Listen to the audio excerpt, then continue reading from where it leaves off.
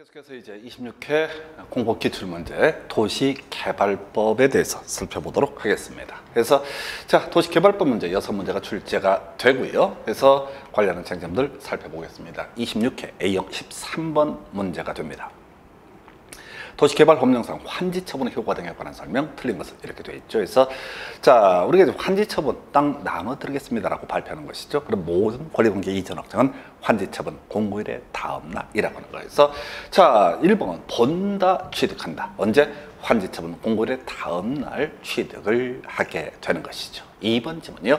환지처분 행정상 처분으로서 종전토지에 전속하는 것에 대해서 영향을 미치지 아니한다라고 하는 것. 2번 질문을 틀리게 보관했고요.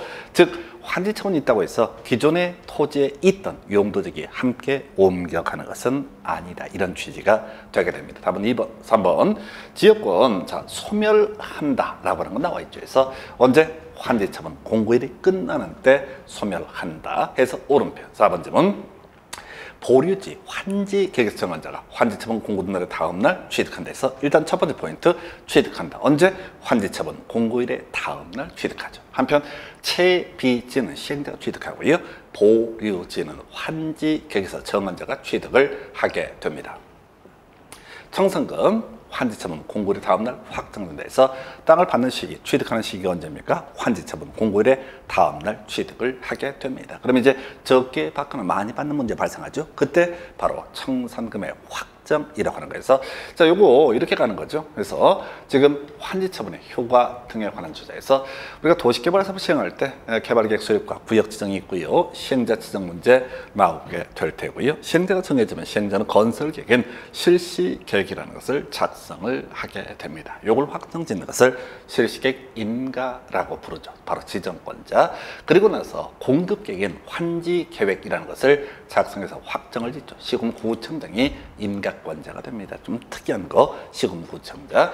그리고 나서 세월이 나서 인가된 환지계획에 따라서 실시계획에 따라서 공사가 다 진행이 되게 되면 준공검사라고 하는 과정. 그리고 나서에 바로 땅 나눠드리겠습니다 라고 발표하는 거 환지처분 공고라고 부르게 됩니다. 그래서 자, 모든 권리관계 이전 확정 환지처분 공고일의 다음날. 그래서 우리가 외워야 되는 것은 자, 취득한다, 본다, 소멸한다, 영향을 미치지 아니한다. 이런 것들이 이슈가 되게 되죠. 그래서 먼저 환지처분 공고에 따라서 사법상 권리라고 하는 개념. 바로 취득한다, 소멸한다, 본다. 세 가지가 이슈가 되죠. 그래서 본다, 환지 계획에 정해진 환지는 그 환지처분 공고가 있는 날에 다음 날부터 종전의 토지로 본다. 입체환지 같은 경우는요, 아파트 주는 거죠. 그래서 언제 취득합니까? 모든 권리관계 이전이 환지처분 공고의 다음 날부터 해당 건축물의 일부와 공유 지분에 존재하는 것으로 본다 해서 본다라는 표현 앞에는 뭐가 필요하다? 환지처분 공고일의 다음 날. 같은 맥락에서 취득한다라는 명제가 나오게 되죠. 그래서 언제 취득합니까? 환지처분 공고일의 다음 날 취득합니다. 한편 채비지는 시행자가 취득하고요.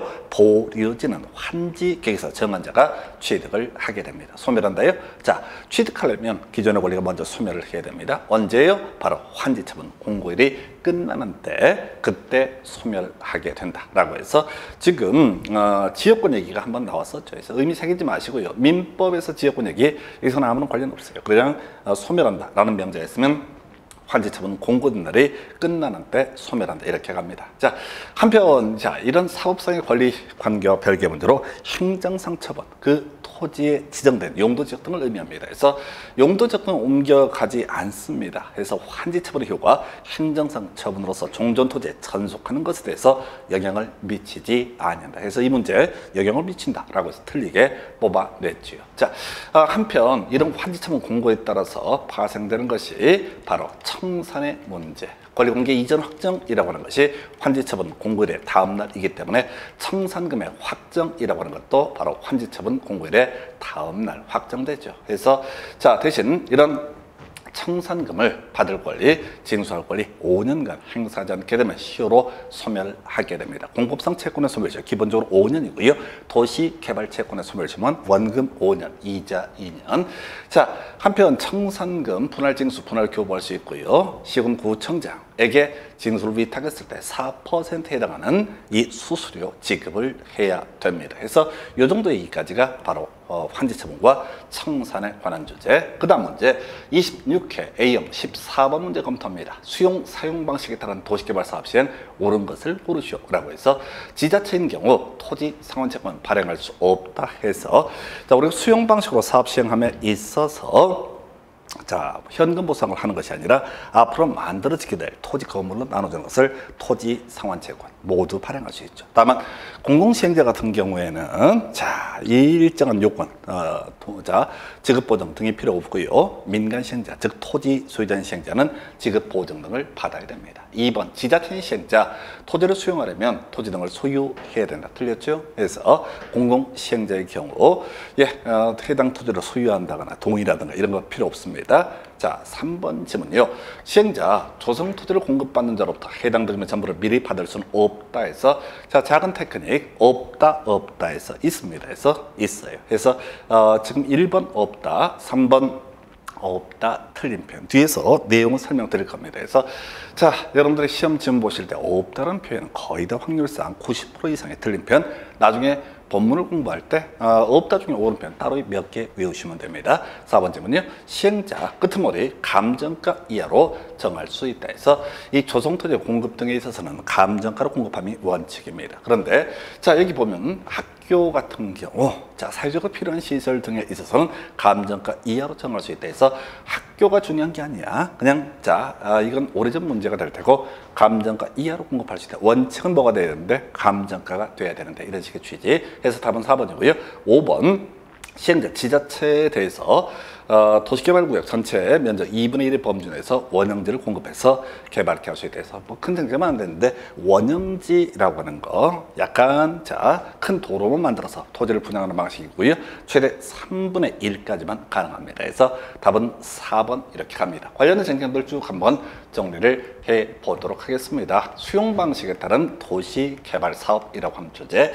자, 일단 주연 이슈들을 보게 되면은 먼저 도시개발 채권 얘기부터 나와 있나요? 해서 자, 도시개발 채권 사실은 이 전체 주제로 봤을 때 가장 많은 출제 이슈가 되는 것 중에서 발행할 때 행안부 장관의 승인을 받아야 된다라고 하는 거에서 지방채입니다. 그래서 도시개발 사업, 도시군계획 시설 사업에 필요한 재원을 확보하기 위해서 지자체가 돈을 빌리는 제도 도시개발 채권. 해서 지자체를 통할하는 행안부 장관의 승인을 받아야 된다. 한편 최근 문제에 나왔던 거죠. 그래서 국토기획법에서 얘기했던 토지 형질 변경 허가 받은 사람들은 도시개발 채권을 매입할 의무, 그 지자체한테 돈을 부어줄 의무가 있다. 이런 식의 논리고죠.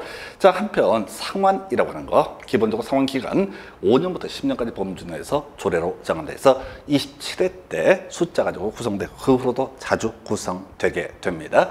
한편 중도 상환, 요즘 한참 이슈죠. 그래서 자, 지금 도시개발 채권, 자, 원치 않아도 일정한 법적 요건에 해당되면 사줄 의무가 있습니다. 그러면 이제 잘못 사거나 뭐 등등 했을 때 중도 상환을 신청할 수 있다 또는 중도 상환할 수 있다. 오른편에서 사연을 외우려고 하지 마. 중도 상환을 신청할 수 있다. 자, 그 다음에 소멸시효 원금 5년, 이자 2년. 특이한 거죠. 우리가 공법상 채권의 소멸시효 기본 5년인데 도시개발 채권만 좀 특이하게 원금 5년, 이자 2년 이렇게 되어 있습니다. 그래서 한번 체크해 드렸고요. 자, 수용 등에 관한 쟁점 체크를 해 드리도록 하겠습니다. 그래서 믿을 수 있는 시행자, 공공시행자냐 민간시행자냐 이 싸움으로 일단 가야 되는 것이죠. 그래서 자, 믿을 수 있는 공공시행자, 토지 등 수용할 수 있습니다. 아무런 요건 필요가 없습니다. 자, 한편 공공시행자 토지상환채권 발행하는데 지급보증 등을 받을 필요가 없다라고 봅니다. 한편 토지 소유자인 시행자가 수용을 하기 위해서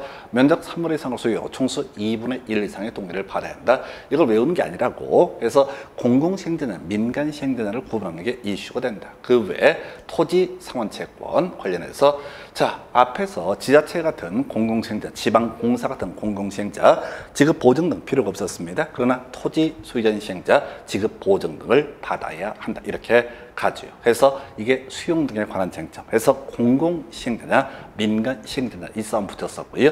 그리고 나서 이제 검토해 볼 것이 바로 개발 과정에서 이제 분양 등에 관한 주제가 될 텐데 그 중에 하나가 원형지라고 하는 개념. 조성 토지는 완벽하게 완성된 토지, 원형지는 조금 덜 완성된 토지, 좀 싸게 분양하는 게 원형지 공급이라는 개념. 그래서 자, 공급 면적 3분의 1까지만 가능하다. 아까 2분의 1 해서 틀리게 구성이 됐었고요. 원형지 파트에서 자주 나오지만은 워낙 쉽게 나오는 주제, 답은 아닌 지문. 그리고 나서 공급 가격, 겁나 싼 가격. 그래서 개발 계획이 반영된 감정가 플러스 공사비를 더한 금액 이렇게 얘기를 하죠. 그래서 개발 계획이 반영된 감정가는 바로 이 시기입니다. 도시개발구역을 지정할 때 그때 감정가에다가 원형지라고 하는 게 도로 몇 개 설치해 준다고 그랬어요. 그 공사비를 더한 금액. 그래서 거의 원가에 공급한다 이런 식의 개념.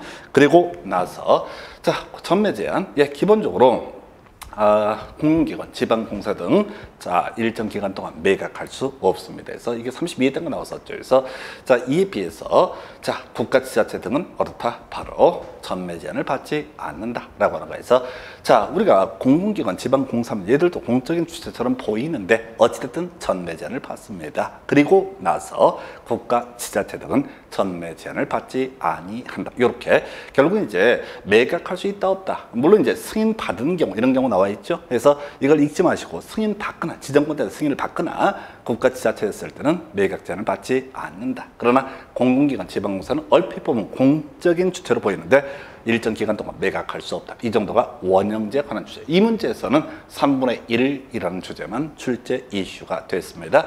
자, 그 다음에 조성토지 관련한 주제가 여기서 답을 뽑았던 바가 있었죠. 완벽하게 완성된 토지, 이걸 우리가 조성 토지라고 부르게 됩니다. 그래서 자, 공급 가격 원칙은 감정가입니다. 감정평가법인 등이 평가하는 금액의 산술 평균치. 그래서 2개 이상의 감정평가자가 감정평가를 하고요.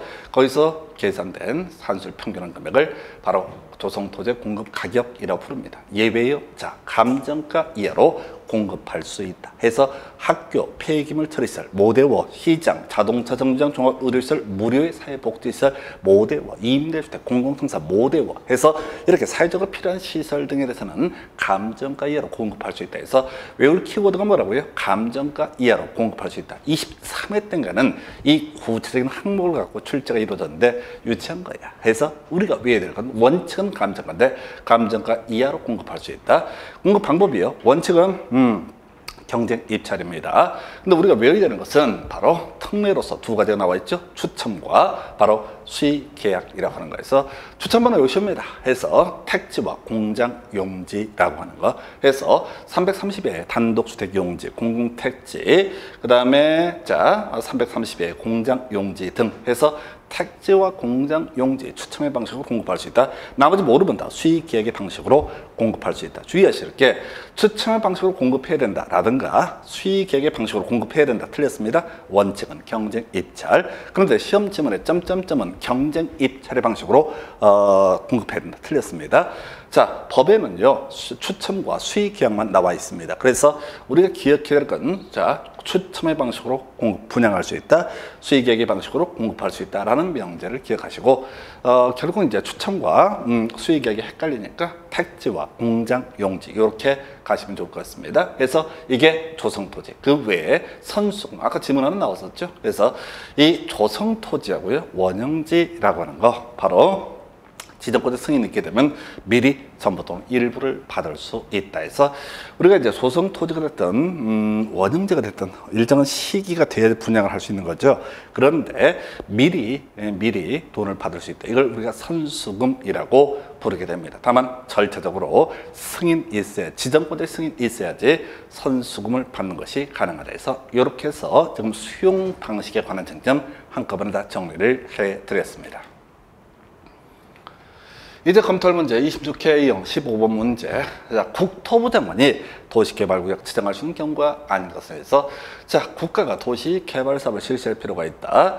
장관이 요청하는 경우. 자, 그 다음에 요청 답 3번이구나 해서 요청은요 장관만 할 수 있고요. 제한이라는 것은 바로 토지주택공사 또 지방공사 같은 토지주택공사라든가 공공기관의 장이 30만 제곱미터 이상으로 제한하는 경우 국토부 장관이 도시개발구역 개발구역을 지정할 수 있습니다. 그 외에 천재지변, 이게 이제 31회 때인가 출제가 됐었죠. 그래서 답은요 3번. 그래서 여기서 주요된 이슈는 요청과 제한이라고 하는 게 키워드가 되게 됩니다. 그래서 관련한 내용 정리해드리면요, 도시개발구역 지정 기본적으로 시도지사, 대도시장이 지정하면 원칙입니다. 그런데 예외적으로 국토부 장관이 도시개발구역을 지정하는 사례가 있을 수가 있다. 32회 때 문제에서는 지정권자, 시도지사, 대도시장 전체를 다 풀어서 구성을 했던 바가 있습니다. 그래서 자, 지정권자 관련한 쟁점을 이제 봐야 되는데요. 기본적으로 시도지사, 대도시장 둘 이상의 시도에 걸쳐 있을 때는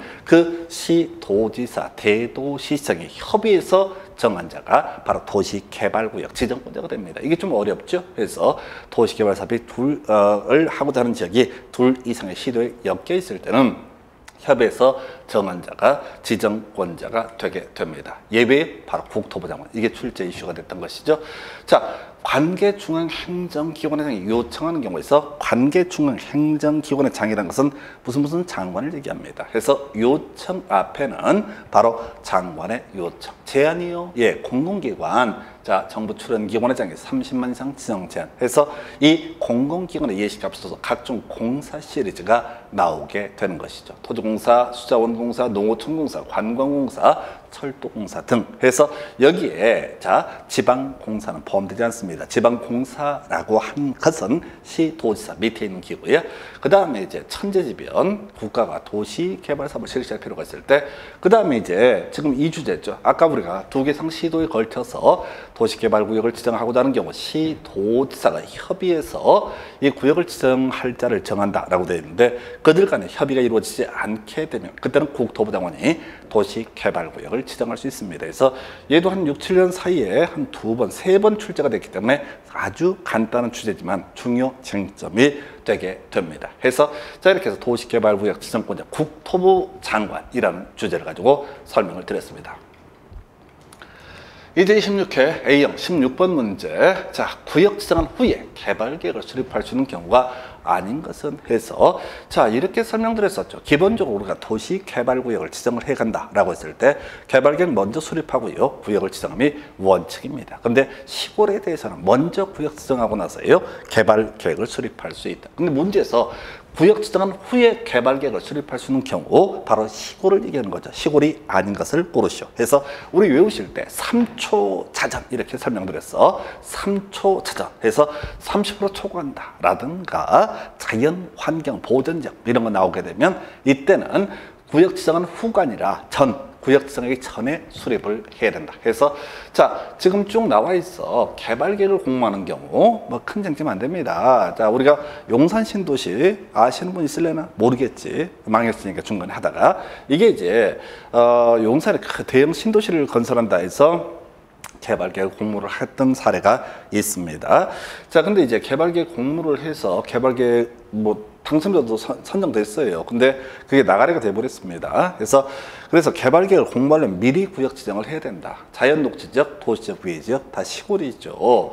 그리고 나서 국토부 장관이 국가균형발전을 위해서 자, 관계중앙행정위원회 장과 협의해서 상업지역에 구역을 지정하고자 할 때 이게 이제 국가균형발전에 뭐 제외한다? 자연환경 보전적 제외. 그래서 이것도 좀 어렵지만은 예, 국토부 장관이 구역 지정할 수 있습니다. 그 다음에 이거 답이잖아. 자, 주상공 미연적 합계가 전체 면적의 100분의 30을 초과하는 지역, 이것은 전에 수립을 해야 되죠. 그래서 보니까 주거지역이 100분의 40이라고 되어 있어. 그러면 전체 면적 주상공을 합치면 100분의 30을 초과하기 때문에 이때는 구역 지정하기 전에 수립을 해야 된다. 그래서 이건 이렇게 설명을 드릴게요. 문제 봐서 포인트는 아닌 것 같고요.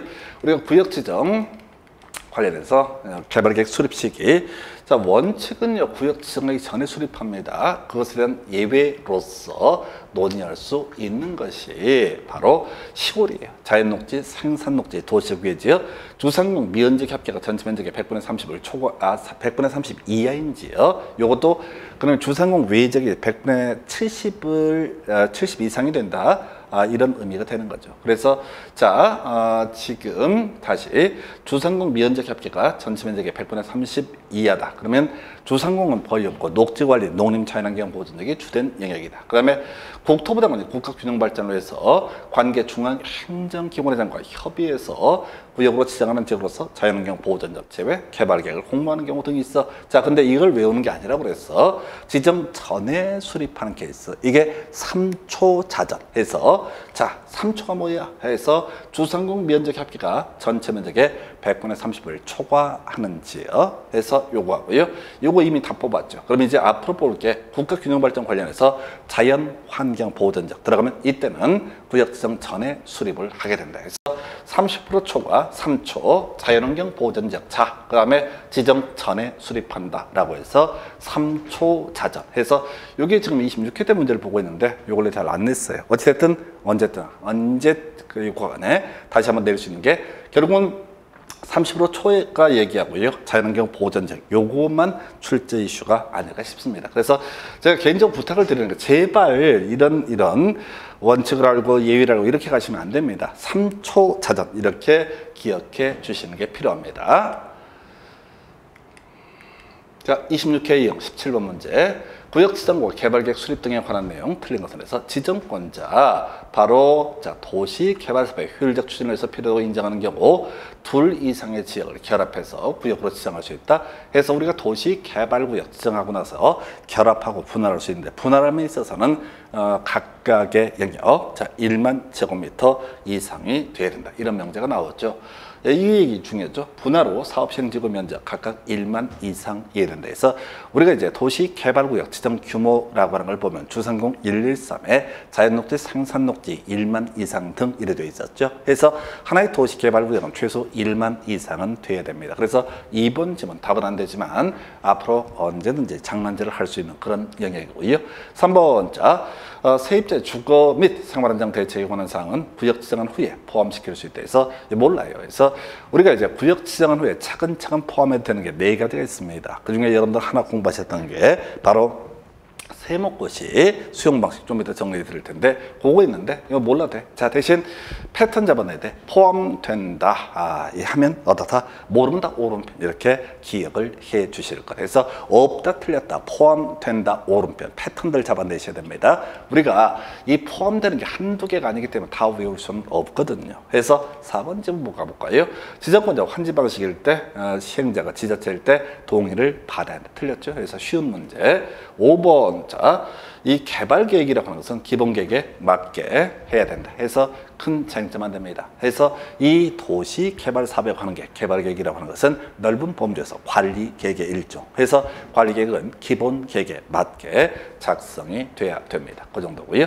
그래서 관련한 쟁점 나머지는 다 볼 건 아니고요. 개발 계획 관련해서 시행 방식에 관한 주제 설명드리겠습니다. 그래서 시행 방식과 관련해서 이슈가 되는 것이 수용 방식과 환지 방식과 혼용 방식 등이 있는데 바로 수용 방식일 때 파생되는 주제 바로 수용의 대상이 되는 토지 등의 세분 목록 구역 지정한 후에 포함시킬 수 있다. 자 이건 별로 어렵고 난이도 중요한 건 아니고 이거죠. 사업 인정 및 고시가 있는 것으로 본다 했을 때 세목고시 있으면 사업 인정 및 고시가 있는 것으로 본다 해서 우리 시험 범주에서 사업 인정 및 고시가 있는 것으로 본다라는 게 두 군데 나오죠. 그래서 그 중에 하나가 실시계획고시, 그 다음에 또 국토계획법은 실시계획고시, 도시개발법에서는 세목고시 있어. 묶어서 실세고시 있으면 사업 인정 및 고시가 있는 것으로 본다. 이렇게 정리합니다. 환지 방식일 때 원칙적으로 조합 설립하려면 면적 3분의 2, 총수 2분의 1 이상의 동의를 받아야 하니까 이 개발 계획에 대해서 면적 3분의 2, 총수 2분의 1 이상의 동의 받아야 됩니다. 제가 색깔 안 입혀있죠? 시험엔 예외가 나온다. 바로 사업 시행자가 국가나 지자체가 됐을 때는 동의를 받을 필요가 없다라고 하는 거 이렇게 갑니다. 그래서 요 주제를 가지고 설명을 드린 사례가 되겠고요. 자, 그 다음에 논의할 주제 26회 A형 18번 문제 검토해 드리겠습니다. 자, 조성토지 등의 공급에 관한 설명 옳은 것은 이렇게 되어 있죠. 해서 자, 1번 지정권자가 아닌 시행자가 조성토지 등을 공급하고자 할 때 조성토지 등의 공급 계획을 작성해서 지정권자의 승인을 받아야 한다. 모를 얘기. 조성토지 등을 공급하려고 할 때 공공택지 공급은 추첨의 방법으로 분양할 수 없다 해서 2번 틀렸죠? 2번 틀렸죠. 그래서 우리가 이제 추첨이 키워드잖아. 그래서 추첨 앞에는 택지와 공장 용지 추첨의 방식으로 분양할 수 있다가 돼야 되죠. 자, 3번 질문이요. 자, 조성토중의 가격 평가는 감정평가자가 평가한 금액의 산술 평균치. 아까 설명드렸었죠? 두 가지가 다 나왔다. 언제? 26회 때 문제에서 원칙, 감정평가업자가 평가한 금액의 산술 평균치 원칙도 나오고 또 아까 이미 본 것처럼 감정가 이하로 공급할 수 있다라는 명제도 나왔죠. 사실 이 문제는 좋은 문제가 아닙니다. 그래서 왜냐면 원칙에 관한 주제이고요. 나머지가 명백히 틀렸으니까 이 아이를 답으로 뽑았던 사례. 그러나 뭐 개인적인 판단으로는 썩 좋은 문제는 아니다. 왜? 예외 파트를 포섭하지 못하기 때문에. 어쨌든 답은 3번으로 구성을 했고요. 그 다음 끝머리 수의계획의 방법으로 할 수 없다 해서 없다 틀렸죠? 자, 지금 패턴 없다 하게 되면 2번, 4번 틀렸잖아. 시험 문제 풀 때 이런 것도 발견하면 숨 넘어가. 좋아서. 그 다음에 5번 지문이요. 자, 토지 상환제권 어쩌고저쩌고 수의계획의 방법을 할 수 없다. 그러니까 이 문제는 시킨 대로 풀게 되면 2번, 4번, 5번 없다 다 틀려버렸어. 자, 이따로 고치면 다 맞는 거야. 그리고 나서 지금 3번하고 1번 중에 찍어야 되는 그런 이슈가 될 텐데 1번은 그냥 개소리입니다. 그래서 자, 답은 3번으로 구성하고요. 이미 봤던 주제인데 이 파트만 다시 한번 체크를 해보겠습니다. 그래서 조성토지, 완성된 토지를 가리켜서 조성토지라는 용어를 쓰게 됩니다. 그래서 이 조성토지의 공급 등 관련해서요. 자, 공급 가격 원칙은 바로 감정가. 이 문제 답이 되는 거죠. 그리고 이미 26회 또 한 번 답이 됐던 게, 자, 학교라든가 폐기물 처리시설, 공공청사, 임대주택, 시장, 무료의 사회복지시설 등 감정가 이하로 공급할 수 있다 해서 이 문제를 분석해 보니까 26회 때 출제위원들이 더럽게 게을러서 원칙 예외 둘 다 뽑아냈었죠. 그리고 지금 공급 방법 관련해서 원칙은 경쟁 입찰이었었죠. 그런데 바로 자, 추첨하고 그 다음에 수의계약 해서 추첨의 경우 택지와 공장 문제 외우셔야 되고요. 그 다음에 수의계약은 외울 수 없어요. 개수가 많기 때문에 8개인데 여러분들은 못 외워. 힘들어가지고. 그래서 무조건 다 수의계약의 방식으로 공급할 수 있다. 근데 출제위원들 출제할 때는 귀찮기 때문에 수의계약의 방식으로 공급할 수 없다. 또 추첨의 방식으로 공급할 수 없다. 있다고 성의 없이 낸단 말이야. 그래서 여러분들 어차피 공법에서 40점 목표로 하는 사람도 있고 50점을 목표로 하는 사람도 있고 기왕 목표 한 70점 잡아. 어차피 목표하고 점수가 아무 상관없으니까. 자, 포인트. 뒤를 봐라. 자, 이렇게 정리해 드립니다. 그래서 조성토지 공급 방법 등 관련한 쟁점. 그 외에 자, 우리 그 선수금 얘기 다시 한번 체크해 볼까요? 지정권을 승인 받으면 미리 받을 수 있다라고 하는 정도 해서 자, 이렇게 해서 도시개발법에 관한 문제 정리를 해 드렸습니다. 자, 이렇게 보셨고요. 잠시 끌었다가 이제 도시 및 주거환경 정비법에 관한 주제 설명드리도록 하겠습니다.